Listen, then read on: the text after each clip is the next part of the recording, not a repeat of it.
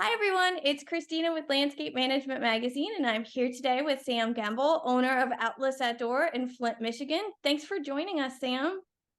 It's always an honor and a privilege. Absolutely. And we're here to talk about leadership. And the reason we're talking about leadership is because Sam is a part of a panel that we're having at our Equip Expo Friday morning of the show. So thank you for joining me, Sam, and I'm excited to talk to you. I'm starting off with a hard question. When you think of a good leader, what comes to mind? One of the things that stands out without giving a million different answers to that question really is just somebody who understands what their values are and how they want to apply them to where they want to go. So, like my example for that would be if you're trying, say your business is a smaller operation and you have like say 10 or less employees, there's not too many areas of the business where that owner, that leader is not going to be involved in that stuff. So at that point, there's really not much of a vision that you're setting for the people that you're working with, and it's also easier to display the values that you want to set forth in your business. Why don't you share what good leadership and why good leadership is important in a business and contrast that with like what can happen if there's bad leadership? Yeah, for sure. Great question. I love the way that you combine that because it really is a double question. There's no denying that every single thing in an organization rises or fails on leadership. So if you look into an organization that is doing well, whatever doing well looks like for that particular business, whether it's $100 million company or a 500,000 to $1 million company, if it's doing well and they've got great retention, they're highly profitable, there's continued growth in place. That is an example of what good leadership looks like. And so, for me personally, I can tell you our business went from our organization, and every organization went goes from good to great when the founder and the senior leadership understands what good leadership looks like. And really leadership is nothing more than just influence and inspiration. And so when you are every day when you come into your organization, you are influencing whether you know it or not. You're either influencing for the bad or you're influencing for the good. So that's where, to go back to the first question, where modeling of the values comes into play.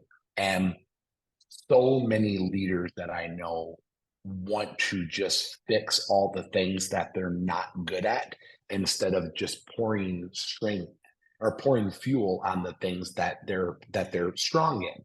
And so when you look at why good leadership is so important, it's everything. I mean, if you take a person that's called to lead 10 people and give them one, they will, but with no question, they will take that 1 to 10. Or if they're a super leader and they're called to lead 100 people, I don't know how people could do that, but they're out there.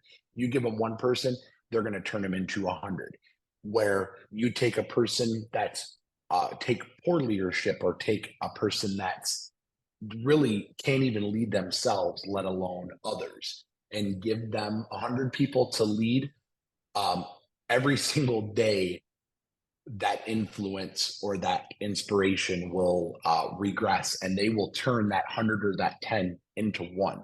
And for me personally, that's one of the things that I love to share with other leaders, is really the things that I did wrong in my leadership, which was really empower the wrong people, empower people that couldn't lead themselves, but maybe they were good at the craft, maybe they were a good foreman. So because they were really, really good at cutting grass or really good at putting brick in the ground, it made me want to make them into. I gave them leadership responsibilities only to watch them slowly erode, what we had built. Thankfully, it was caught early enough. We were able to learn some valuable lessons from it. But really empowering the wrong people is to answer the other side of that question is what happens under bad leadership. And so I've seen it on both sides. The people that, in my opinion, are great leaders, um, I've worked with them for 10 plus years, and I'm super honored and blessed to get to have them. The ones that were poor leaders, shame on me for putting them in the role and empowering them to begin with. But I am a firm, my model of leadership is that everybody is a leader, and by default will they'll receive autonomy, they will be empowered to lead like owners, but really it's on them to take that and steward it correctly and pour fuel on that and add value to that. But if they don't, I'm not going to be the one to have to discipline them or promote them to another company per se. Our team will do that. Yeah. So, and that's the same in any organization. If you're failing as a leader, one of the best KPIs that things aren't going well is turnover. I mean, there's really you don't need to look any further than profit, continuous revenue growth at whatever percentage you want, where your sales are going up, and retention. So if people are leaving, there's a problem. People don't quit their jobs, they quit their leader. If profits are negative, if there is any, there's another problem there that you can always resort back to leadership, whether it's jobs are priced wrong, there's no accountability to efficiency standards. Um, and then the other one is just that year over year sales are increasing. If sales are going down, there's a problem. And if as a leader in the business, you're so deep in the weeds to see that people are leaving, you want to just go and the easy low hanging fruit blame is to say, well, nobody wants to work. People are so tired of hearing that because there are great people that actually want to make a difference in the world. Really, maybe what the problem is they just don't want to work for you.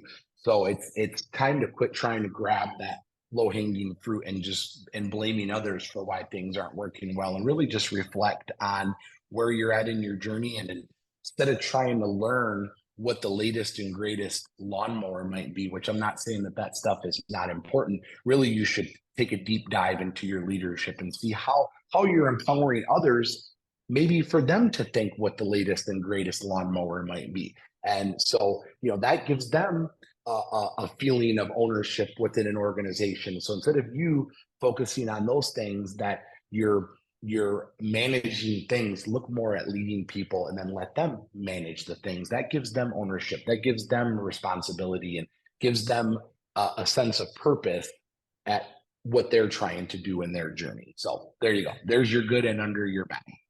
Thank you so much, Sam. This has been a fantastic conversation. I feel like we're only scratching the surface here, so I'm really looking forward to getting a little bit deeper with our conversation in Louisville. Thanks again for your time and conversation this morning. It's been an honor. Looking forward to seeing you in Louisville.